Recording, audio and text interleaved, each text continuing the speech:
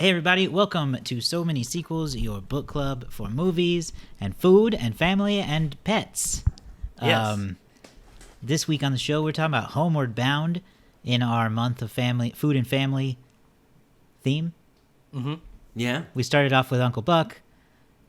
Now we're moving into the furrier side of the family with animals. I love that we focused on extended family as opposed to like direct. That's immediate true. family. Uncle It's very Buck, good for us. animals. This is true. Yeah. This is true. Yeah. Yeah, Homeward Bound.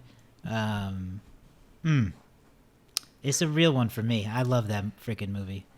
Yeah. From my childhood. That's a tough one because I haven't seen this since my childhood because Really? I love it, but it's one of the scary. I don't want to. This is not a movie I want to watch. Okay. I don't want to sit it down because I know what is going to be on the other side of this, an emotional roller coaster of tears and heartbreak because this is all a thing that we can associate with. And I had a golden retriever growing up who was very much like Shadow, and I currently have an idiot pit bull boxer mix who is just like Chance, running in all the time. So this is a tough one. Yeah, come here. Yes, we do. Yeah, we should. do. The thumbnail should be our dogs instead of us this time. For sure. That's actually a They're fun much idea. cuter. They're much cuter than we are. Yeah, so we're doing Homeward Bound this week, which is about before the Seavers leave for a family vacation to San Francisco. They drop off their pets, Chance, an adventurous American bulldog, Shadow, a wise golden retriever, and Sassy, a cautious cat, at a friend's ranch. But when the animals start to worry that they've been left for good, the three embark together on a treacherous and thrilling journey to find their way back home through the California wilderness.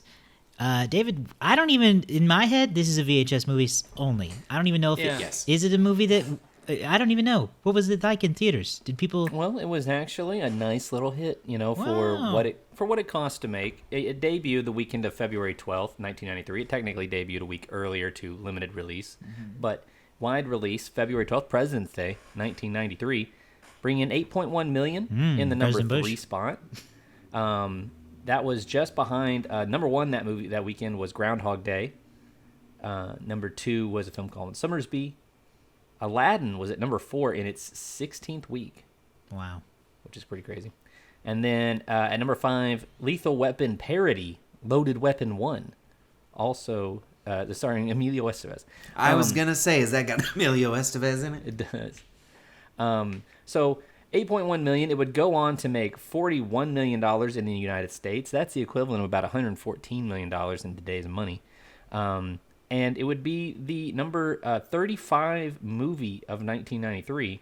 A year that we really should visit more often. Like, we only have 3 movies that we've seen from 1993. Those 3 movies are Teenage Mutant Ninja Turtles 3, Hocus Pocus, and Cool Runnings. But the top movies of 93, Jurassic Park, the original, and that's a original trilogy we need to go back for, I think. Mrs. Doubtfire was number 2, The Fugitive, The Firm, Sleepless in Seattle at number 5 for the year. I mean, other great movies that year: Indecent Proposal, The Pelican Brief, The Schindler's List, Cliffhanger, Free Willy. The Schindler's List. Yeah, sorry, I threw a little article in there. I didn't mean to. There were so many thes in a row. I got that. Yeah. Philadelphia, the aforementioned Groundhog Day, Grumpy Old Men. I think a movie Josh likes. The Grumpy Old Men. Everybody likes Grumpy Old Men. And then, of course, the movie that we all, for some reason, independently reviewed in 3 subsequent weeks, Tombstone that year as well. So anyway, I won't go on too long, but a decently successful film for what it was, which is kind of a film more so targeted towards kids on a fairly low budget, but well crafted, well made, had a lot of good positive buzz around it, did well. Good. I see. That's all I needed to hear because that's what I think about it.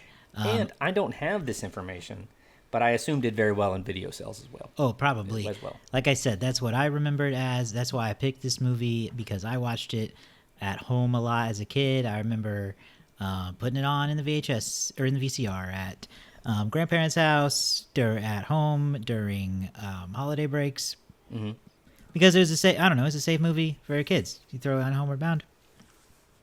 Great times are had by all. See, and except for Garrett. I was gonna say, I feel like there's, you guys are on TikTok more than me for sure, but I feel like there was at one point in time a trend of millennial parents showing their kids movies that they watched as a kid, and one of them was Homeward Bound, and that the kids were like, "Why did you watch this as a kid? This is tragic." Well, kids are soft today. Yeah, they are. They don't know. They don't know hard times. That's because they didn't watch Homeward Bound. It's They exactly weren't why. forged on movies like Homeward Bound and The Land Before Time, and that one sad part from the Never-Ending Story. If half of your childhood movies weren't about a child becoming an orphan instantly, Yes. Instantly. or someone becoming alone, it's like it Being opens left with behind. death. It does. That's why these kids are soft because what are they watching? The stuff on that damn lily pad in that friggin' Toy Story trailer. Exactly. They're watching Lily. They're watching tech. They're watching brain rot. There's no time for emotions. No, they're watching 6'7". 6'7". Million views just because of that. You're welcome. It's Clip it. my son. I did try to watch this with my son Jack, and his favorite part was the turkey. But he a good also part. told me while the family was leaving the first time, they were saying all their goodbyes at the ranch. He said, "Dad, can we skip this? It's too sad." That was his words when they were getting left the And first you said, time. "No, Jack, be sad." I said, no, we're not going to skip it. This is an important part of the story. You're going to You watch it. gotta learn. It's you have to feel sadness. You can't hide from it. And right now, when he's very frustrated with me, he goes into like a robot voice. He went, "Too sad, skip it." Nice. He goes, "Beat me back to that." That's turkey." pretty good. That's what he wanted. Okay. Well, yeah. So that's why I picked the movie. I don't even know that I had expectations just because I've seen it so much. Nah, we've already As a kid, talked I know about it our like the back of my head or hand. So anyway, I kind of want to say, coming from it as an adult. Well, so as a kid, you're like, yeah, listen to Shadow. He's a smart one. Is he always? Not always. They were all very reactive. They were in their own all very way. reactive. I couldn't help but feel like the frustrating thing you realize as an adult watching this is that all they had to do was nothing and they'd be fine. Yeah, they would have But come they back. don't know. I know, they're dogs. They miss their people. They're dogs. They had the luggage. Yeah, what stands out to me watching it as an adult is that I really thought I was really worried that we were going to come back and watch this and it was going to be kind of hokey and it was going to feel cheap maybe in some ways. However, it's got a surprising amount of charm and a decent amount of craftsmanship. I mean, you're mostly working with animal actors, and we're working with real animals. 10 cats played Sassy, I read. So, like, the patience and the effort. 10 Sally and even Fields, too. And even, yeah, I mean, I was going to say, even the voice acting for what it is, you know, like, they don't, you know, like, today people would complain that the animals' mouths don't move. But for what it is, just kind of dubbing over the characters as they're doing their actions, it just works. Michael J. Fox is funny. Don Amici as Shadow feels very wise and also funny in his own ways. And then Sally Field is hilarious at just kind of doing this voiceover for Sassy. It's a surprisingly well-constructed movie for what it is. Yeah. Honestly, It's been a while since review I've seen over. Yeah, I know. You just There's said not it much all else to right say. there. There's not much else to say, yeah. I think that my question stems from what is the initial timeline? I had a lot of questions, right? So, like, there are things that I didn't remember that were as far as, like, the family itself. I didn't fully comprehend as a kid that the dad was marrying into the family at the time and that there was a kind of stepmom, stepdad situation. And wherever they were, they had like what looked like a backyard wedding. And then it looked like by the end of the day they had packed up and that they were moving to San Francisco and taking the pets immediately to the ranch and being like, bye, we'll never see you again. And that's a lot to take in, both for the pets and the kids. But it didn't fully like ever make sense. And it looked like they were moving to San Francisco. So, you know, in some essence, I do think that the pets were also being abandoned, unless I misunderstood that whole thing. They were leaving the pets there because they could no longer have them in San Francisco where they were moving to because they lived in such small confinements. Yeah, there is a lot more information that I was able to take in at this age of my life that like just completely. As a kid, it was just dog. Animals get lost.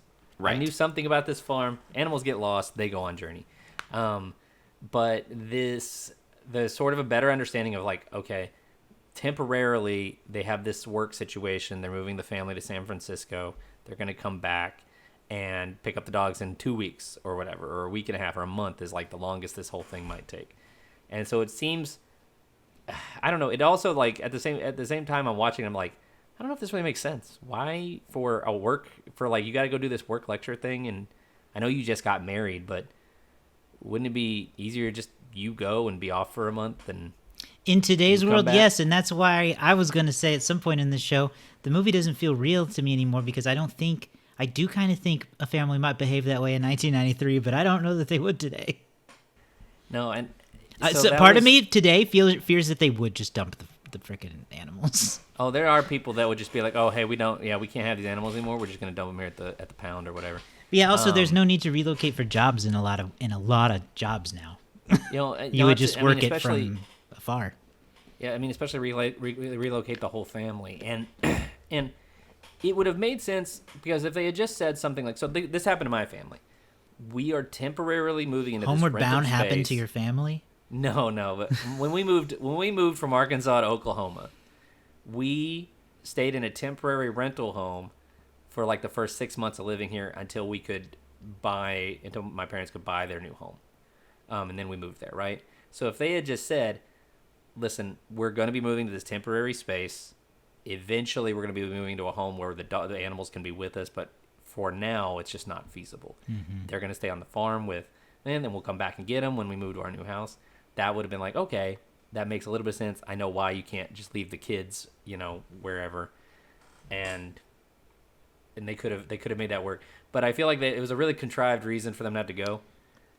When they could have just been going on vacation. Like if they could have just made it as easy as we're going on vacation. We're going to be in, Los Angeles or something. Yeah, but that's why they have the whole sequel where they're lost in San Francisco. Exactly. So we got to watch that too. That's part of the original idea of this show. Yeah, exactly. So let's get into the adventurous part because that's where the fun really starts with this movie. So we can hit some of our favorite fun moments of this and kind of make it a sweet little fun discussion. Shadow breaks them out of the ranch and they're like, just over the hill, guys, and then it's like, oh, never mind, there's the whole world there. I do gotta say that the inciting is done over the phone in one of my favorite parts where what's his name is telling Shadow that they're gonna be a week late, and Shadow's like, I never understand anything when they do this. And I love it because it's so funny, but it's also like, man, if he could though, he really did just tell them the whole thing. He could have solved it. So then they all freak out and are like, oh, we have to break out and go across the Californian wilderness. A lot of the humor and the plot revolves around the idea that animals don't fully understand what we're saying and doing with them. Mm-hmm. They've picked up on some things. Like he knows that he knows what home means. He knows, obviously they know what their names are. They know what their people's names are. But like also their people belong to them. Yes. That's my boy. But like the idea that like they couldn't express to the animals, you're going to be here temporarily. That doesn't make sense. Animals don't understand temporarily. They don't understand why they're being left. They don't understand the phone, what's being said on the phone. They don't know that when they were taken to the pound, they'd actually been rescued. Like all of the Like a lot of it just relies on. Well, Chance had been to the pound before, so he had experience. He thought he was speaking from, and that's a lot of the setup here too. Is Chance's abandonment that leads to him to this family. So he's the naysayer saying, "Guys, it's over. We've been dumped," and Shadow's unwillingness to accept such a thing, and that. I hesitate to say is the main source of conflict because it's not.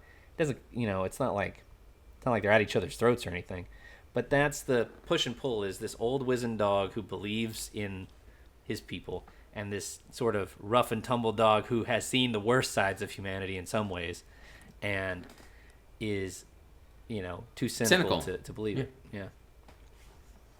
And then you got the cat who just is like who's like, I think you're both idiots, and she's right. Yeah, she calls is them, right, like, because if I'm not mistaken, she was like, "Let's just hang out here at the ranch and wait." She's also I don't like, fully remember, but she's also she like, didn't like it. Yeah, she's like, I don't know what's going on. I don't understand this, but she's sort of in the middle on what's exactly going to happen. She's not a big fan of these dogs to begin with. Josh, you had mentioned something about this movie being a little too corny for people to get on board with, and I think, I don't know if I agree with that, because I see one of the biggest things right now on social media is just reacting to things, and that's kind of what I do feel like this script feels like when you watch it, is like they have an idea where they're going, but we talk about Michael J. Fox and the casting that went with this, and it feels like they are kind of reacting to what has been shot by the animals. As you know, we have these scenes, we know kind of what we're going to do, but get in the booths, allow yourself to improv as a dog, as a cat, as an old dog, you know. And I think that level of, if you let somebody like Michael J. Fox or somebody like Sally Field really have fun with it, they bring that level of authenticness that I think everybody can connect to, because who in this world hasn't pretended to be their dog or animal in some way as a voice, right? Everybody so I think that does is it. a connectable thing, and we can all connect with this story as an idea or something of losing a pet and hoping that they come home or some. So there's a lot of connectability to this that I think that people should try more of. I don't think that it's a negative that their mouths don't move, because you know what?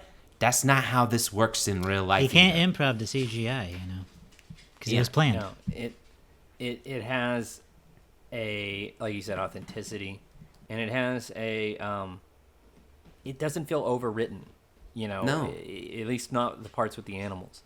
And then as they get into the actual, adventure, the incredible journey, if you will, they they come across wild animals. I really like the sequence with the bear. Because the funny thing is, if you think about this movie a little too hard, there's some things that, like, how do they know about because Chance tells him, go steal some porridge. And I was like, how does Chance know about the Three Little Bears story, but he doesn't get the concept of home? Or, or he doesn't get the concept of, and then later when they run to the mountain lion, he goes, this isn't like a house cat, this is like Arnold Schwarzenegger. And I was like, how does he know about Arnold Schwarzenegger? You telling me Chance doesn't pick up on a lot of things, but he picks up on who Arnold Schwarzenegger is? He watches action movies, I guess. Yeah, I don't know. All right. It's a valid point. I feel like But Michael J. Fox fun improv. embodied a dog so perfectly. Yeah. The frenetic craziness. Well, and you love get it. I was gonna say, you get both sides, because you get Don Amici, who is an Academy Award-winning actor from Cocoon, has a career spanning decades. Like, we couldn't really do justice to talking about it, but he's playing sort of that other end of the spectrum with the dog. Sometimes you have a really mellow dog that's just been through it for a long time, and they're just like, I just love all his old manisms of just being like, would a rolled up newspaper mean anything to you? Yeah, he's so old. He's almost like he can be grating at times, I think, with his old stubbornness, in the same way that Chance is annoying with his just like inability to calm down. Yeah. Let's talk about the it's emotional a great dynamic parts. duo. Yeah, Yes. I really want to hit that.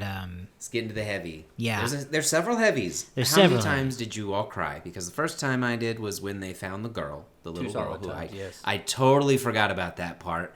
And as soon as those animals went into her rescue and Shadow went to find them and brought them home, I was like, God damn it. No, those are the two parts. Is that part, and then the over the hill part is Specifically, the little girl is she's very scared. Shadow's being a good boy. When the parents come like running over and they call out to her when they see her as they come around the corner, it's like I couldn't control it. Tears. And so I had seen that clip on TikTok recently. Someone posted that, and I started weeping, and I was like, what is this salty discharge? Like, you're a father now. It makes different. It hits different. I bet it does it different. And she's like maybe 4 or 5. She's very scared. It would be very terrifying. sure. To lose your kid in the wilderness like that. And then, I mean, obviously the big emotional beat that gets everybody's when the animals return, when they make it back, when they make the journey after they had this lowest of low moment where Shadow gets stuck in the mud in this deep pit. And they leave him, like,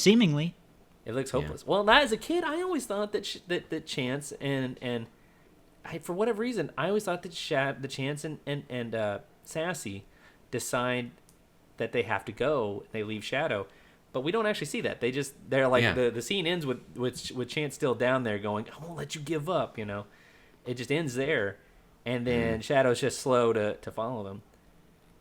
I gotta say, I'm very happy whenever Chance reunites with Jamie. I'm very pleased when Sassy reunites with what's their little girl's name? With Hope. But when Shadow reunites with Peter, it is instant and unyielding tears. It's just a plain stop. It is something, and I think it's specifically this. It is something about Shadow's voice. It's teed up by Peter. Peter. It's something about, like Peter tees it up by being by getting his hopes up and then rationalizing he's too old. It's just too far and he's too old. And he's just like gives up. And then Shadow crests over that hill. There's a moment and he just goes, Peter.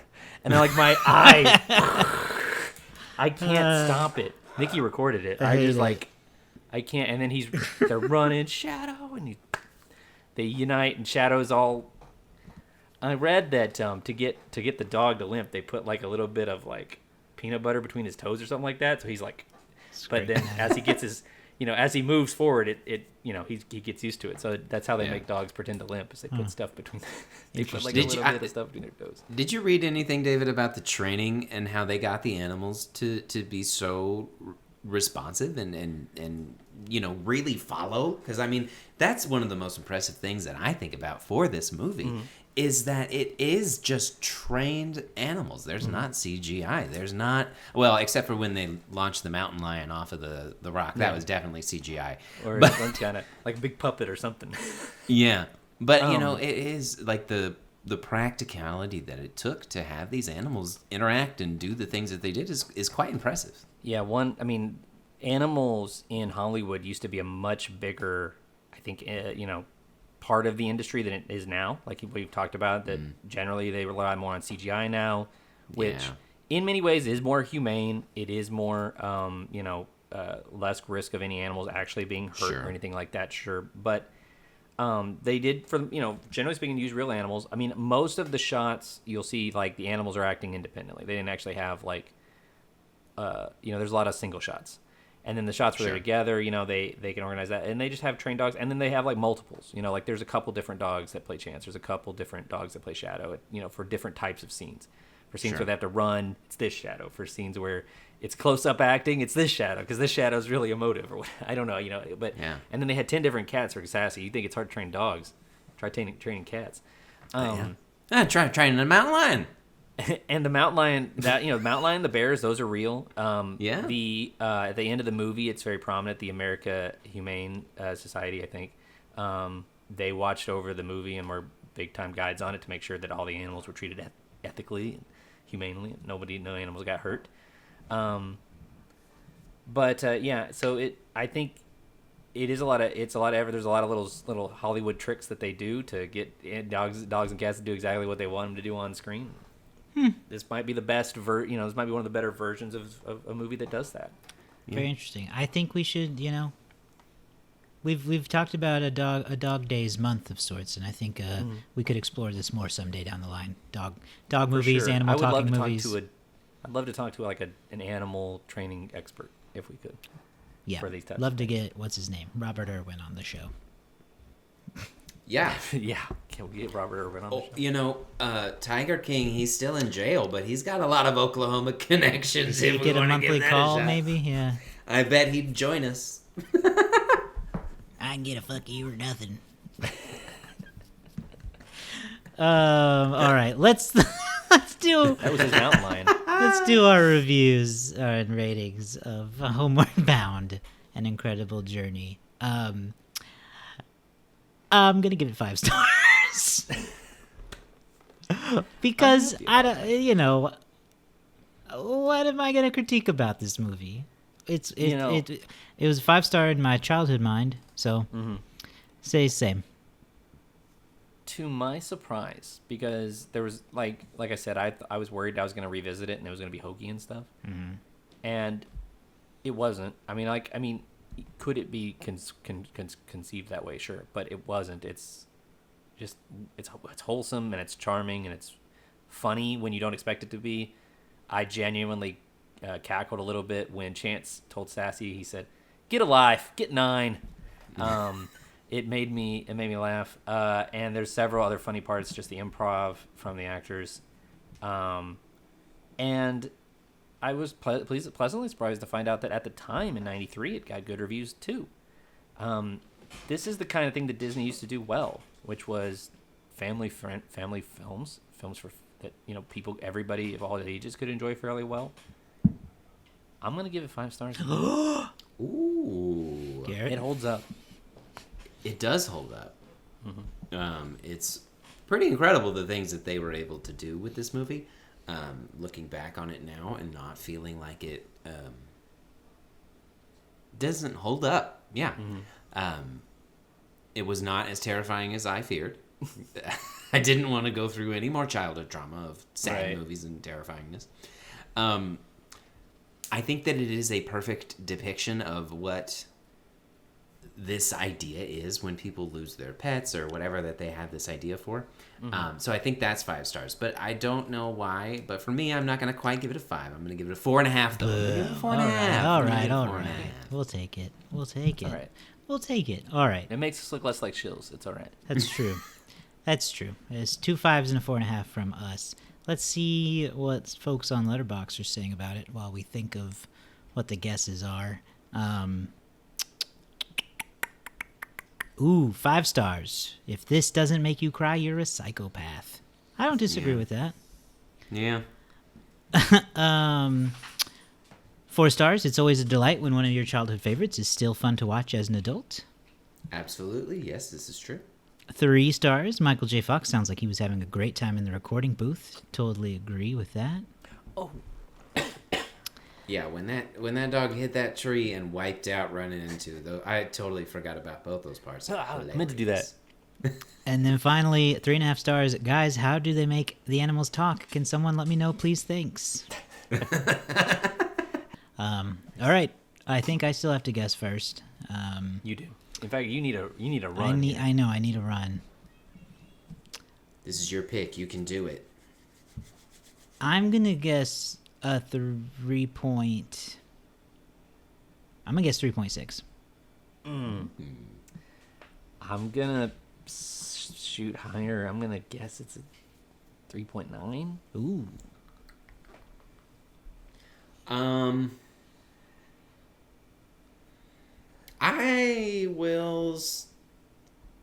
I think it's gonna be a 4-star movie. I think it's gonna be high. I do. I think it's gonna be a 4 stars. Okay. If Garrett gets a direct hit on this, it may be mathematically impossible for Josh and I to win. Hey now. You're an all-star. Yeah. Okay. Where's the trophy? Get the trophy. Well, we do not have a direct hit, so we don't need to worry about that. We don't need to worry about that. The winner is me this week. We all undercut though. This is overcut. This is a 3.5 movie on the Letterboxd. Fascinating. Okay. Fascinating. They were a little harsher on it than the rest of us. Like 3.5. It really felt like the community was going to drag this one higher than that. Yep. Not so. They decided they were going to hold it to the highest standards, as they did, I guess. Well, that gives you 13. I'm at 16. Garrett is at 21. Blackjack. So with just 4 movies, I believe, at least 4 movies, we may be fine. We'll have to talk about how we're doing so many Santas this year, but with just 4 movies to go, it is going to be tough. It is going to mean that I got to win some, or Josh has got to win a lot. All right. Well, it'll be exciting to find out who's going to win this year. We've got another week of Food and Family Month left, so stick around for that. I can tell you. Oh guys, yeah, tell us what it is. I have just made a decision on mine. I've been going back and forth, and I've been trying to find some counter programming. You all were very helpful last week, coming up with my list. So I'm leaning more into the food aspect, but there's definitely a lot of family involved. We're gonna go with the original Willy Wonka. and the Chocolate Factory. Oh, that's a I got fun one. golden Okay, that's a fun one. Yes, that All right. is another one that looks at the extended family, a boy and his grandpa and his grandparents, and food is heavily involved in this one, so I'm excited to revisit this. I feel like it's also a pretty good Thanksgiving time movie. I don't see why not. Yeah, I just feel like it. I don't know. We'll figure it out. All right, well, that's what we will have coming up next. So be sure you subscribe to So Many Sequels on YouTube or Spotify for the videos, or you can get us wherever you get podcasts. Go to SoManySequels.com to find links to our social media and all of our past episodes there. We will see you guys very soon. Bye.